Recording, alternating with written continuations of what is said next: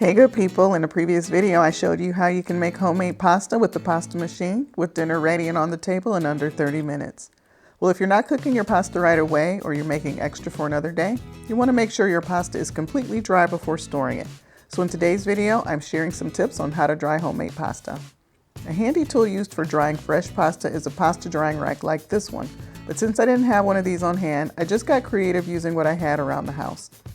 Baking sheets lined with parchment paper works well for drying out your pasta. It's perfect for the penne and macaroni style noodles because they're small and easy to flip around to ensure even airflow while drying. The lasagna noodles will take a bit longer to dry this way, so flip them after a few hours to speed it along. Fresh pasta can take anywhere from 12 to 24 hours to fully dry depending on the type of flour used. Now the trays do make it easy to move the pasta around while they're drying, but if you don't have the trays, you can just use the paper by itself like I did for some of these. Spread your pasta out in a single layer for quicker drying, and don't forget to dust the pasta with flour like this to prevent it from sticking together into the tray. With the machine I use, the pasta comes out very quickly, so putting longer noodles into mounds like this is convenient and great for maintaining longer noodles. It also adds to your drying time, so using a small fan like this helps to speed the process along.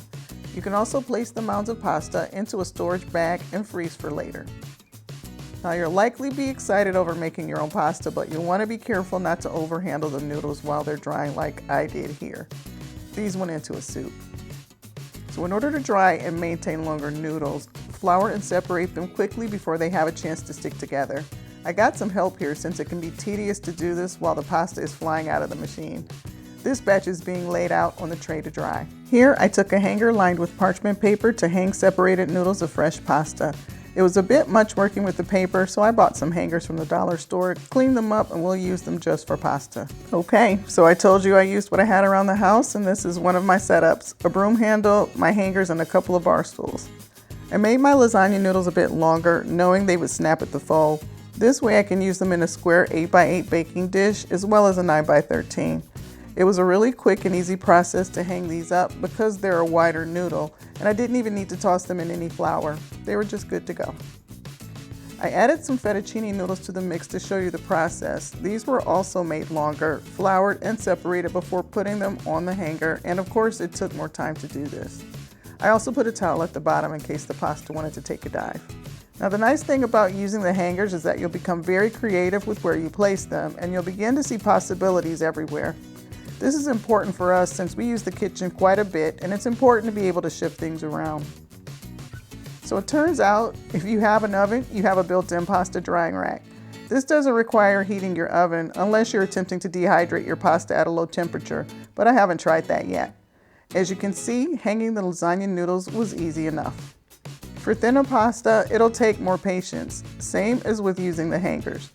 Just keep in mind the rack is thinner than the hanger, so it's very easy for it to snap. Work carefully when placing your noodles in this fashion. So if you can spare your oven, it works fine. I personally found using the hangers to be more convenient for the longer noodles, and I like the way my pasta turned out. I was able to easily snap the pasta in half and add it to my airtight containers. Okay, that rounds up my tips for drying your fresh homemade pasta using items you already have at home. I hope you've been inspired and found this information helpful, and if you did, please like and share this video. I appreciate your love and support, and we'll see you in the next video. Thanks so much for watching. Bye.